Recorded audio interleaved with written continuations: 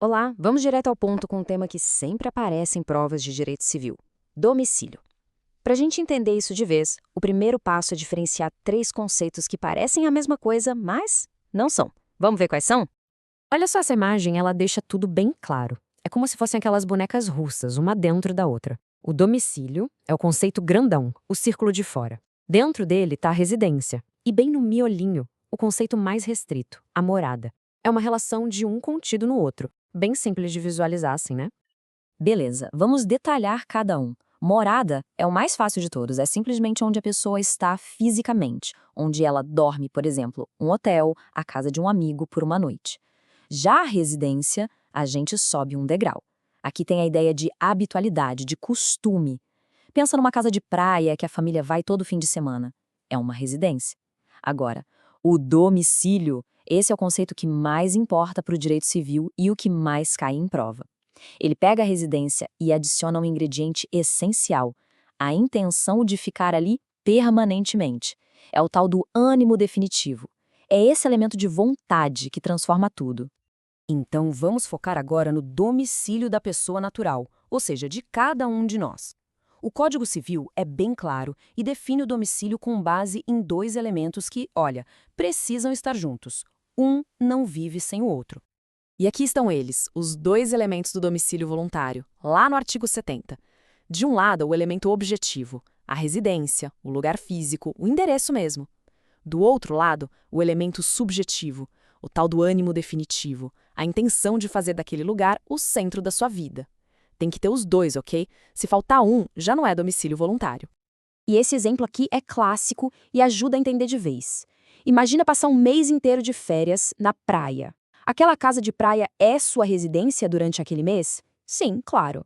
Mas ela se tornou seu domicílio? Não. Por quê? Porque falta o elemento subjetivo. Falta a intenção de ficar lá para sempre. É uma situação temporária. Acabou as férias. A vida volta ao normal e o domicílio continua o mesmo de antes.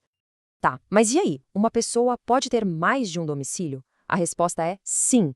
O nosso Código Civil prevê essa possibilidade. É o que a gente chama de pluralidade de domicílios. E aqui tem uma distinção super importante que as bancas adoram. A gente tem dois casos principais. Primeiro, a pluralidade de residências. Se alguém tem várias casas e vive nelas de forma alternada, tipo passa metade da semana em uma cidade e metade em outra, qualquer uma delas pode ser considerada domicílio.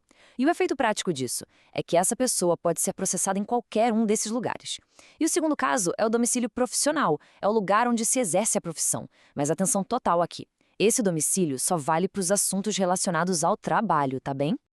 Ok, já vimos quem tem uma residência, quem tem várias, mas e quem não tem nenhuma residência fixa? Pensa em artistas de circo, ciganos, viajantes. Como fica? A lei é bem pragmática nisso. O domicílio deles será onde eles forem encontrados. É uma solução para garantir que ninguém fique sem um domicílio, sem um ponto de referência para a lei. Tudo bem, até agora a gente falou do domicílio voluntário, aquele que depende da vontade da pessoa. Mas agora a gente vira a chave. Vamos falar do domicílio necessário, ou legal. Aqui a história é outra. A vontade da pessoa não importa nada. É a lei que bate o martelo e diz: seu domicílio é este aqui. Exatamente isso. A essência do domicílio necessário é essa. É uma imposição legal. A pessoa não tem escolha. A lei determina o local por causa de uma condição específica daquela pessoa e pronto.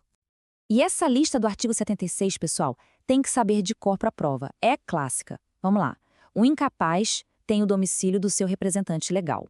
O servidor público, o domicílio é onde ele trabalha de forma permanente.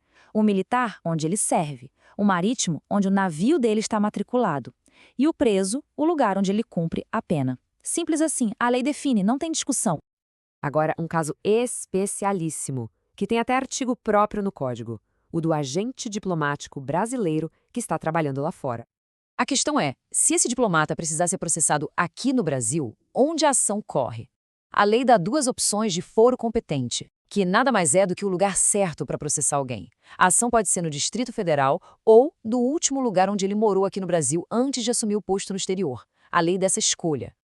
Olha aí, esse quadro é perfeito para bater o olho e revisar. Ele resume tudo o que a gente falou sobre domicílio da pessoa natural.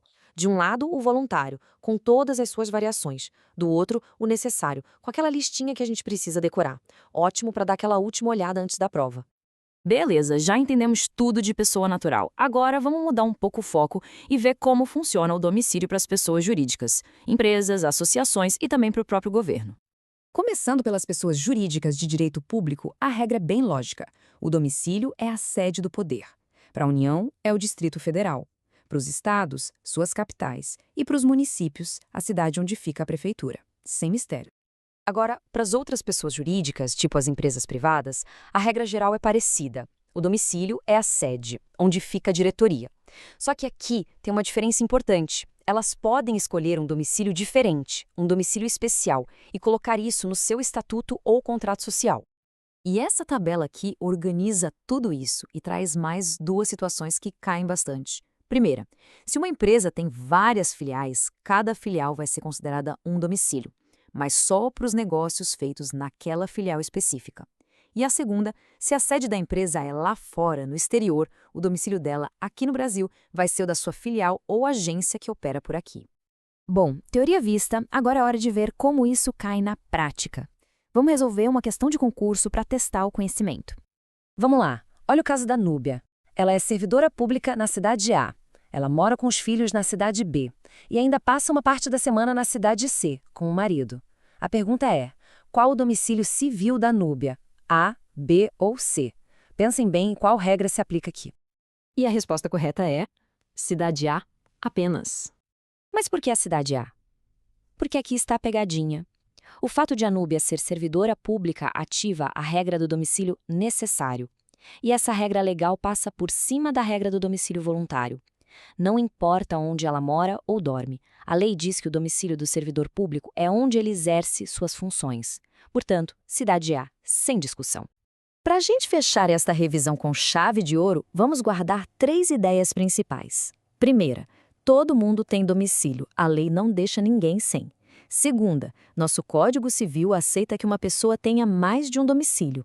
E terceira, um detalhe importantíssimo. No caso do preso, o domicílio necessário só vale depois da condenação definitiva, com trânsito em julgado, quando não dá mais para recorrer. Antes disso, vale o domicílio voluntário dele.